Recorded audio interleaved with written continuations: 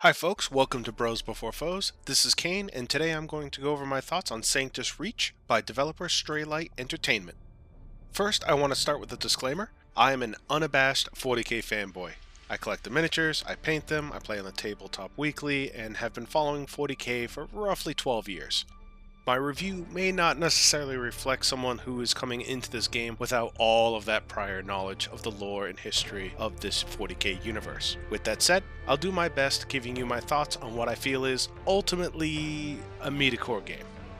So what is Sanctus Reach? This is a turn-based game set in the 40k universe, specifically with the Space Wolf chapter of the Space Marines and the Jeff Orcs, or Joff Orcs. Well, they're orcs.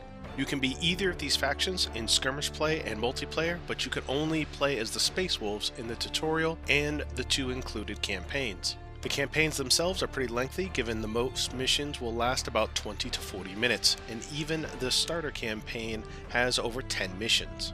Once you get into battle, you are given a list of units to choose from and a points pool to spend from. Your units themselves cannot be customized. However, in the campaign, they can level up between levels, gaining new abilities that they can utilize on the field. Each player takes their turn, moving all their units and performing actions. You can move or do actions in either order, but performing actions reduces the amount of movement that you can then perform. However, if you move first, this doesn't reduce the amount of actions you can take. Most units can perform 2 actions each turn. There are a few different types of win conditions as well, but most of the variants include basically holding a certain amount of victory locations spread out across the field, basically swapping up who owns how many at the start of the mission.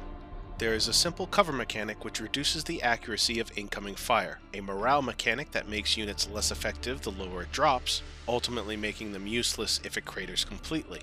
More on that later. Friendly fire is also on, so if you have a unit in between the unit that you're shooting, as well as the unit that you're going to be shooting from, then not only are you giving the enemy unit cover, but you're also going to risk shooting your own units. Lastly, there is a melee mechanic in place for certain units. Again, more on that later. Ranged units and melee units behave a bit differently. Ranged units not only get to shoot twice a turn, but they have a reaction fire cone. If an enemy unit on their turn runs into this space, you automatically get a free shot against them and your unit will automatically take it. Melee units, unlike ranged units, will only occasionally counterattack when struck in close combat, the benefit being that they can counterattack multiple times during the enemy's turn. With that said, if you are within a tile space near a melee unit, you are locked in combat and cannot flee. This reduces the effectiveness of ranged units being able to shoot their way to freedom on their own turn against the unit that's locking them in, along with the fact that ranged units cannot fight in melee at all. So let's go over what this game got right and where it got wrong. And let's start with the good. Item 1, the aesthetics. The game looks like a Warhammer game, and the units look like they came directly from the tabletop.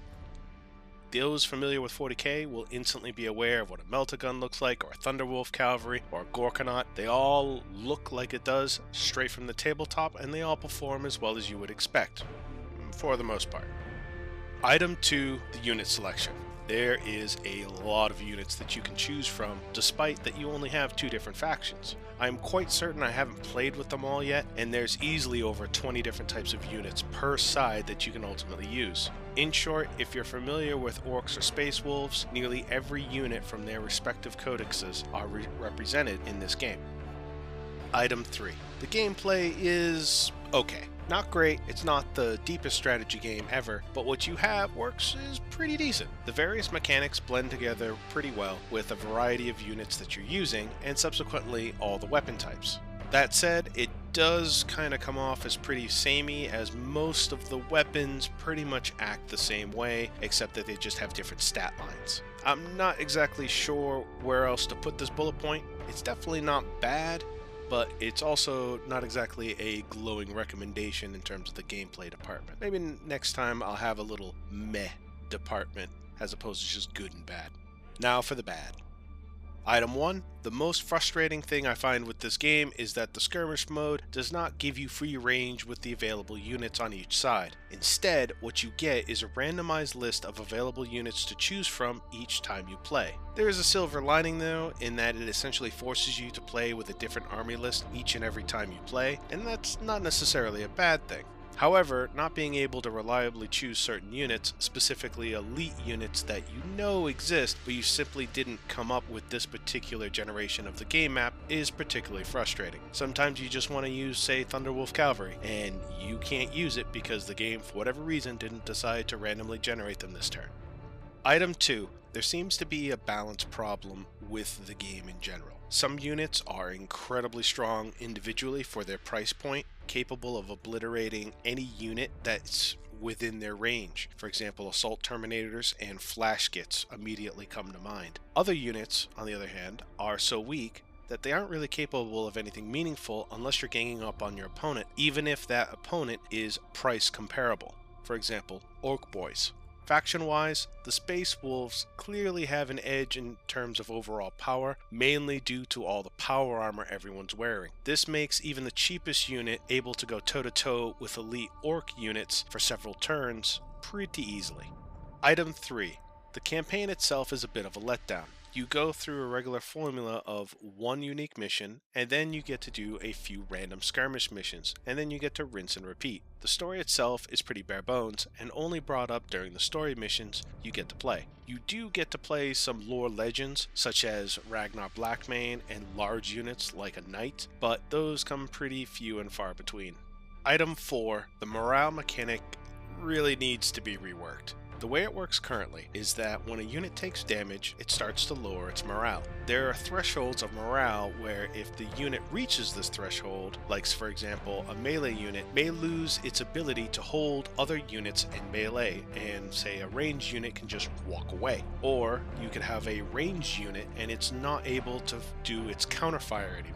If the unit completely drops to 0, then what ends up happening is that the unit can no longer willingly attack the enemy during that player's turn. The problem with this is that you have some weapons such as flamers and artillery that are awesome at just ripping through morale incredibly easily, even if they don't do a whole lot of damage. And what this ends up happening is that you could have flamers or even some light artillery hurt, say, Assault Terminators or what have you. And I know it sounds like I'm picking on Assault Terminators a lot, but they're the main ones that come to mind, where they can barely be hurt by anything else, but then you can just reduce their morale to nothing and they just basically stand there. Now, you could do this, especially with artillery, to large sections of your enemy's army if you got them bunched up just properly. Item 5. The animations. I realize that this is a turn-based game, but the animations for everything kind of feels stilted. It's slow and pretty repetitive. Now, there are some patches as of this writing that makes it a little bit smoother, and it allows it so that way the animation won't have to wait for the unit to make some scripted sound effect before it goes and does its thing, which is great, speeds up the game a bit, but overall, it's still not enough. So there you have it, folks. Overall, I feel that Sanctus Reach is a pretty bland game for its $30 price point compared to other games that are going to be in that price point as well. It's not bad and it's not horrible, and if you're really into 40k, it'll probably do it for you. However, at least for me, it's not really keeping my attention to play past the 8-hour mark. This is Caine from Bros Before Foes. You guys have a good one.